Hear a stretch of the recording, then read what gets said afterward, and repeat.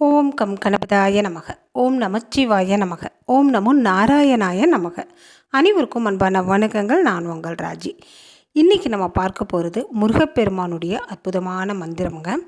இந்த மந்திரம் எதற்காக சொல்லணும் அப்படின்னு கேட்டிங்கன்னா, வீட்டில் தேவையில்லாத அபாய குரல் நம்ம எழுப்புறது. அதாவது ஒரு கெட்ட காரியம் நடந்துருச்சு, ஒரு கெட்ட விஷயம் நடந்துருச்சு அப்படிங்கிறப்ப, ஐயோ அம்மா இப்படியா கடவுளே அப்படின்னு நம்ம ஒரு அடிக்கடி இந்த வார்த்தைகளை உபயோகிக்கிற மாதிரி சூழ்நிலை ஏற்படுது.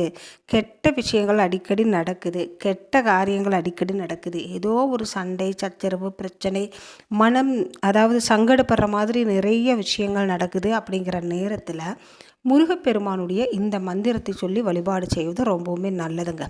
கெட்ட கனவு வருது, அடிக்கடி கெட்ட கனவு வருது, தூக்கம் இல்லாமல் இருக்குது, வீட்டில் யாரோ நடமாடுற மாதிரி இருக்குது, ஏதோ அழுகுரல் கேட்குற மாதிரி இருக்குது, எனக்கு சம்மந்தமே இல்லாமல் எண்ணங்கள் தோன்றுது, அதாவது தேவையில்லாத எண்ணங்கள் எனக்கு தோன்றுது. அப்படிங்கிற நேரத்தில் இந்த மந்திரத்தை சொல்லி நம் முருகப்பெருமானை வழிபாடு செய்தால் அந்த பிரச்சனையிலிருந்து நம்ம விடுபடலாம்.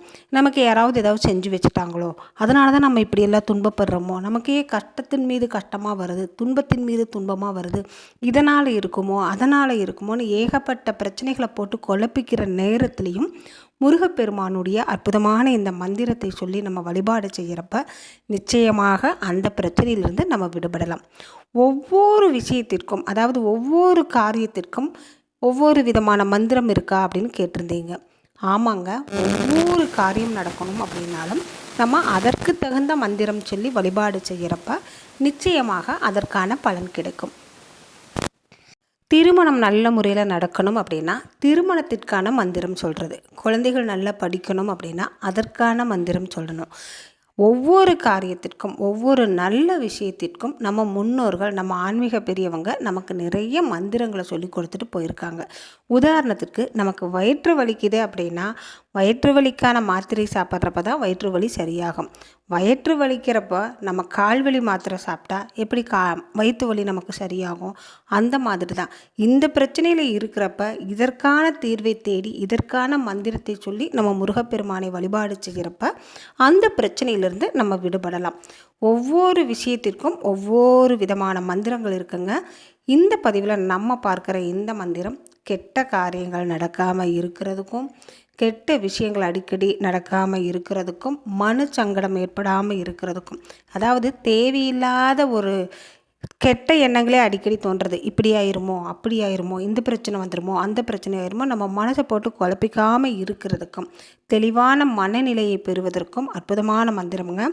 இந்த மந்திரம் சொல்லி நம்ம முருகப்பெருமானை வழிபாடு செய்கிறப்ப இந்த பிரச்சனையிலிருந்து நம்ம விடுபடலாமுங்க.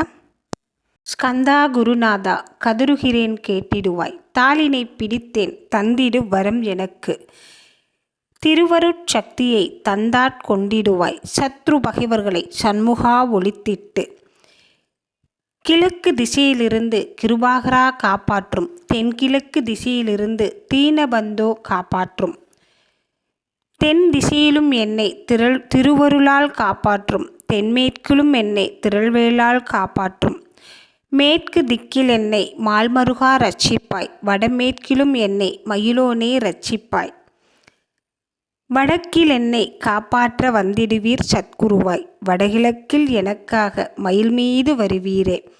8 திக்கில் இருந்தோம் இந்த பாடலை சொல்லி வழிபாடு செய்கிறப்ப 8 திக்கில் இருந்தோம் முருகப்பெருமான் ஓடோடி வருவாருங்க. அவ்வளவு சக்தி வாய்ந்த அற்புதமான மந்திரம் இந்த மந்திரம்.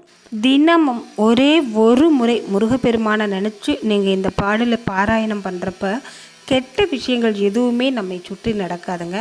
நம்மை சுற்றி நல்லதே நடக்கும்.